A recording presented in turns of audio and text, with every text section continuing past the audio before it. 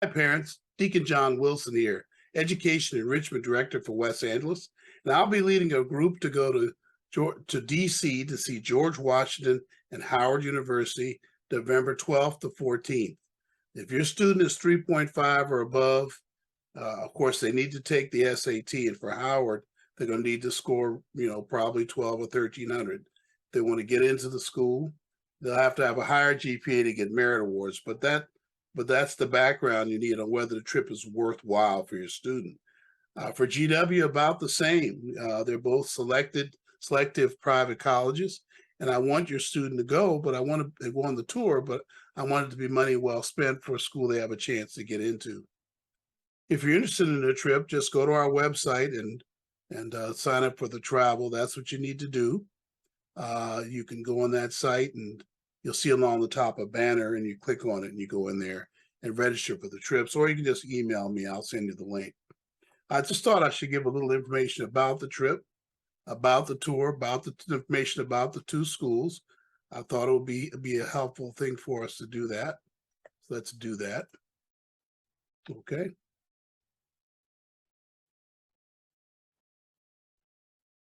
Okay. So first of all, we have Howard University, founded in 1867, like it says here, and we'll be touring out actually be touring on the 14th. We'll come back on the 14th, same day we tour. We'll be back late that night to LAX. But Howard University is a part of the tour. It is probably one of the better known Black schools. It's become a very selective university academically over the last, I don't know, 3 or 4 years. They say the SAT is optional, but you need it for scholarships. So your student will need to take the SAT for sure if they're coming on this trip and if they're going to apply to Howard University. And you should apply to Howard by Halloween. So students that travel with me in November should have already applied to Howard. Get a hold of me if you need help with that. Maybe I'll do a video on how to apply to Howard. There's some pretty unique things about a Howard application I should probably cover. George Washington University is the subject of the other part of the trip. We'll see that school also on the 14th, one in the morning early and one in the afternoon early in the afternoon. That'll give us good time to see both schools and to fly out by 5 or 6 o'clock from DC, get us back to LA at 8 or 9 o'clock, maybe earlier actually. So that tour will be on the 14th, but we'll be in town on the 12th and 13th. So a big part of the tour is seeing DC. We'll see DC on the 13th. We may get out a little bit on the 12th, but I doubt it. We'll be kind of tired from our travel. But you can see right here that this is our nation's capital, the monuments in the foreground, Capitol in the background. If you're not aware of that, I'm sure you are. I don't know if your students are as aware.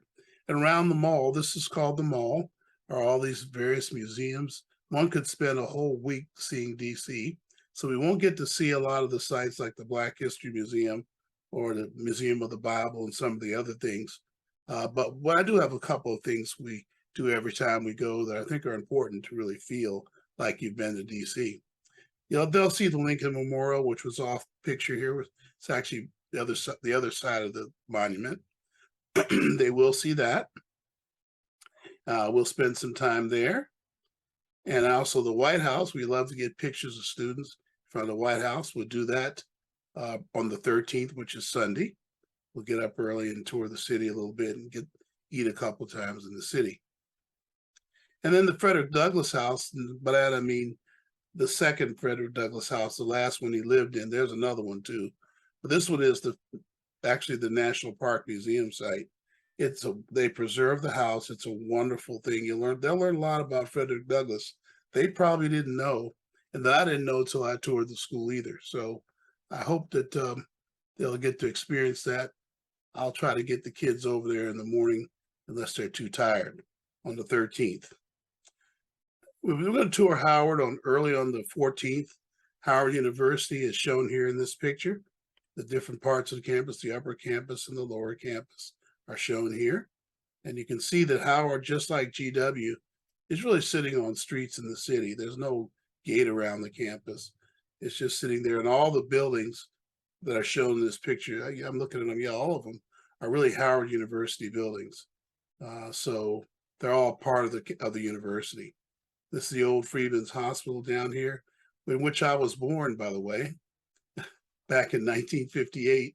I was born in one of these two areas here, I believe. It was the only hospital for Black families at the time I was born. Okay. On the campus of Howard, there's the Frederick Douglass building. It's a lecture hall area of the school. Some professors have offices upstairs here. It's an area of the university called the Quad, right in the middle of the campus. And here's the east gate of the campus. Really a beautiful area, especially during the fall. You can see the various colors here. I love this part of the campus. There's some benches over here I love to sit at. There's one of the sorority trees are here, I see. And here's some students on campus. You can see in the background the Frederick Douglass Hall and one of the other buildings back behind the gentleman to the left.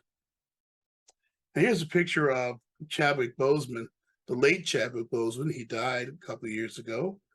Actually, right at the beginning of the pandemic, I think he passed. And even a lot of people are applying to Howard now because they've heard his story and that he was a student here and really came into his own here in his acting, apparently, too. But he spoke at the graduation, and this was at the part where he said Wakanda forever at the end of his speech. And of course, we know now that he was sick then. He held up very well, though. There's the picture of Howard again. I thought it was a good contrast to GW. You can see GW, same thing, is sitting on the streets of Washington, D.C., but every building from this whole area here over to 20th Street, just about every building, you might as well say, are a part of George Washington's campus. I think only this area down here is not. Maybe, maybe here too, but no, these are all two GW buildings. Interesting. They're dormitories or living spaces. There's another campus GW has called the Mount Vernon campus. We won't see that on the tour. We're certainly going to tour to Foggy Bottom and see some key sites.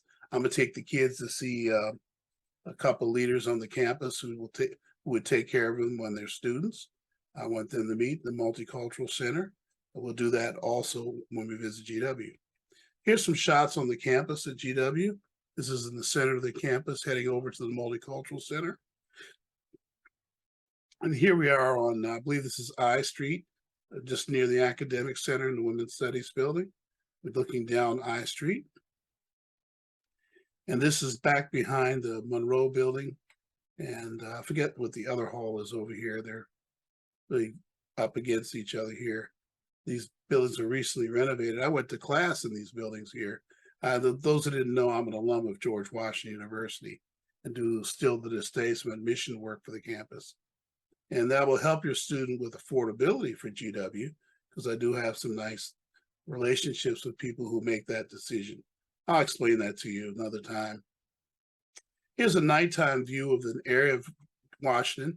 This shows the Lincoln Memorial with the monument behind it. The monument and the Lincoln Memorial are just a short walk from George Washington. Students in the evening come down here all the time. It's really beautiful down here. I thought I would make that the last picture. So if you're student, if you're interested in sending your student on this tour, get a hold of me. Go to our website, click on the banner, or just email me. You know my email address, holythinkers@gmail.com. It's right on the bottom of the screen. Get a hold of me. Let me know you're interested. I wouldn't say we're at a deadline, but you're at a deadline to make it a reasonable cost. After this time, I think the tickets are going to go up substantially because of inflation and the gas prices. We have the price at $450 right now. I think I can hold that price for another couple of weeks, maybe till the 1st of September, maybe a little longer. I just don't know. I really advise you to go ahead and sign your child up and pay for that trip right away if you can, to hold that price. On the week of travel, or maybe leading up to travel, we're going to collect a lodging fee of $120 to $140. We stay in a nice hotel when we go. You'll be picking up half the cost. The church will usually pick up the other half. All right. All right. I hope that helps. Hope to see your student on this trip. I'm looking forward to getting this back to normal. We used to take 15, 16, 70. One time we took 21 students to DC. We were really surprised. I don't know if we're going to do that this year coming out of the pandemic, but we hope to take, several students or so a few more than the 4 that have signed up anyway. I can add chaperones. It's not a problem. We'll have a nice meeting before we go. We'll give you all the permission paperwork and everything that we need. We'll keep you informed all leading up to the trip.